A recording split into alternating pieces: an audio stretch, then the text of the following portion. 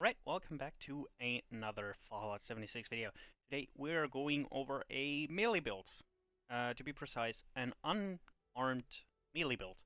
Because I recently got the plans for the weapon, the gauntlet. The the one that is close to the... I forgot the name. But this is the weapon we're using. It's nothing special, absolutely not. It's the first roll I got. I just played with it. So it's nothing special. We got limp damage, 15% less damage while blocking, and damage increases as hunger and thirst meters are more filled. Again, could be better, but it's not. We have the shock pads installed as a mod. Usually you only have the blade mod, which is like a little circle saw or whatever, and we're pairing this whole thing with grenades. As you can see here, I have a few nuka grenades, which, in case you didn't know, they're way too overpowered. Okay, so let's go over the special stats. Alright, so our special stats are as followed. We get 13 strength, 1 perception, 5 endurance, 9 charisma, 5 intelligence, 11 agility, and 12 luck. It's not top of the line build. Okay, I just took a few cards and played with them, and I found this to be decent enough to call it a build. So here we are, um, making the build. So let's go over the perk cards. All right, starting with strength, we got Strongback, Barbarian, Iron Fist, Bandolier, Incisor, and Martial Artist. Strongback, to get a 30%, not 30%, that would be cool. No, we just get plus 30 carry weight to, or normal carry weight, I don't know what it is. It's very useful though, since we're carrying a lot of shit. Next up is one perk in Barbarian. If you really want to go for the whole melee experience, you could put out Bandolier and go for Barbarian rank 3. But again, it's just a build that I made up, so it's not really special. Next up, we got rank 3 Iron Fist. Of course, since it's a unarmed melee build, we're getting 20% more damage to our punching attacks. Then, like I said, Bandolier, you could put it out and go for rank 3 Barbarian, but I'm using Bandolier since I'm carrying all my weapons and ammo on me all the time. Next up is Incisor, which is really useful with melee builds, which every melee build should have it. We gain 75% of ignoring armor with melee and unarmed weapons. So either unarmed melee, two-handed melee, one-handed melee, it doesn't matter. This perk card will give you a 75% chance of ignoring your target's armor. And then, of course, last but not least, we got Martial Artist to decrease the weapon weight, and of course, to let us swing them a little faster. Since I don't have anything swing speed on, you can see it's still really fast. Alright, going in the Perception, as you can see, we have 3 ranks. I only have 1 in the special. This is because I'm using legendary perk cards to increase it. We're just using Fire on the Hole and Grenadier, since I'm using the Nuka Grenade with it. But you don't need it. You could just, I don't know, put anything in it. Doesn't really matter, since, well, it's not meant to be in there. Sort of. Whatever. Going over to Endurance. Going over to Endurance, we have Ghoulish, Adamantium Skeleton, Cola Nut, Fireproof, and Radicool. Starting with Ghoulish, it's in because it's a semi-bloody build, and again, if you get stuck in a nuke zone, use some red away, and you'll be fine. Going to Adamantium Skeleton, since we'll be running melee all the time, and we're pretty close to everything, our limbs can get crippled very easy, so we definitely want something to reduce that. Next up is Colonet. I just used this because I happen to have 1 rank endurance left, so I just put it in. You don't need to have Colonet on you. But again, if you're using, I don't know, Nuka-Cola Quantum, or even just normal Nuka-Cola, definitely worth using Cola Nut. Next up is Fireproof. Again, it's probably one of the best endurance perks you will ever need have in the game. So taking 45% less damage from explosions and flame attacks, very good. I always advise you to use this if you're doing something dangerous, like getting close to something, especially when it has a fat man or rocket launcher or flamethrower. So having this, really good choice. And last is Ready Cool. Again, since it's a semi-bloody build, we will have rats all the time, which just gives us more strength points. Going over to Charisma, we have Lone Wanderer, Strange Numbers, Travel Agent, and Tennerizer. With Lone Wanderer, it really depends if you're alone or not. If you're playing solo and not on a team, um, definitely take Lone Wanderer, but most of the time you'll be in a team, so what you can do is just use perks that benefit in team, such as inspirational and I don't know, something else, but I like using Lone Wanderer, so I'm using it. Then we have Strange Numbers. This is just in case I hop into a team and I'm too lazy to swap cards. I just have it on me all the time. You don't really need, you could take some charisma points and dump them into agility to get a little more AP regen, but as I said, do as you please. This is in by no means necessary. You could do whatever you want. It's just to show you what I'm thinking, or I don't know, something. Let's go on to the next perk. We have Travel Agent, since again I'm lazy, so yeah, I'm fast traveling very oft. So having this perk with a few fewer caps to spend when fast traveling, it it's not necessary. Again, you could spend those points in agility, but we don't need it. So I just happen to use it. Okay, don't judge me. And then of course Tennerizer, really the only perk you really need in this game, or you should always have on you. And yeah, well, that's it with Charisma. Going over to Intelligence, we have Nerd Rage, Power User, and Batteries included. Well, Nerd Rage, self-explanatory.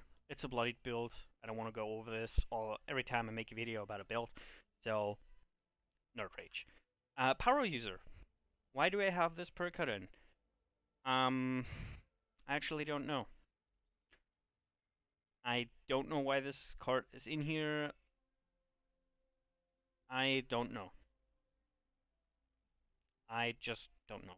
I guess you could just take the card out and dump the point into agility. I guess. Might as well. Since I'm definitely not going to be using it. So, going over to agility.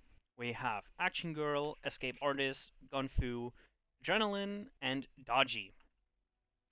Action Girl, of course, for faster AP regen.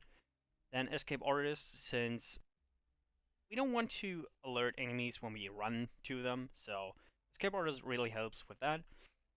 Then Gunfu, in case I'm using Vets, which I don't find myself often, so you might just switch it out with any other perk. For example, the what is it? The Ninja perk. If you wanted to, you could use that instead of Gunfu. But I like it how it is. And yeah. Then, of course, Adrenaline, because it's Adrenaline. And Dodgy, to avoid even more damage. Going over to luck, we of course have Bloody Mess, Better Criticals, Serendipity, Class Streak, and Starch Jeans. Bloody Mess, of course, for a 15% flat damage bonus. Then we have Better Criticals in case I use VATS. Serendipity because it's a semi-bloody build. Class Freak for the reduction of effects negative effects from mutations.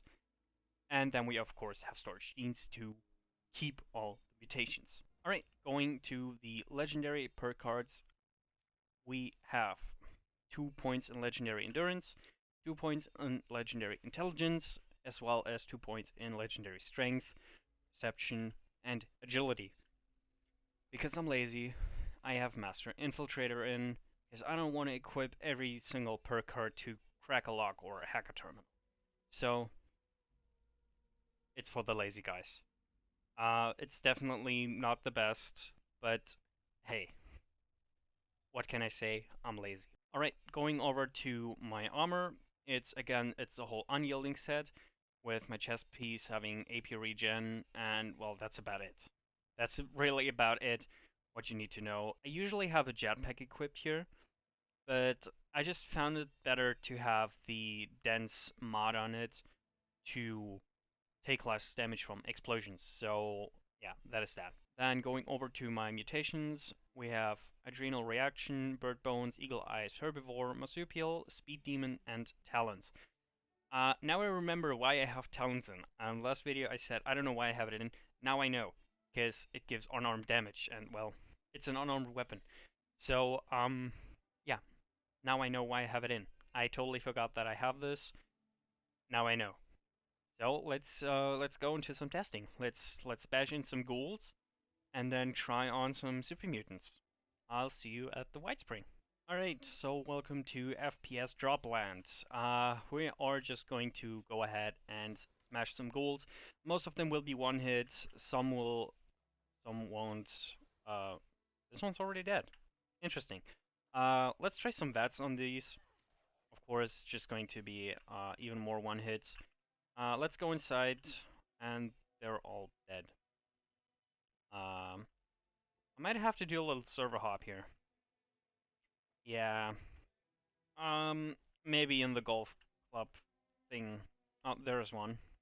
You're getting punched. Die. Okay. I'll see you at the golf club thing. Alright, so let's hope there are some enemies here. And of course, there are some. It doesn't look. Oh, cool. Yeah, roll out. You're dead.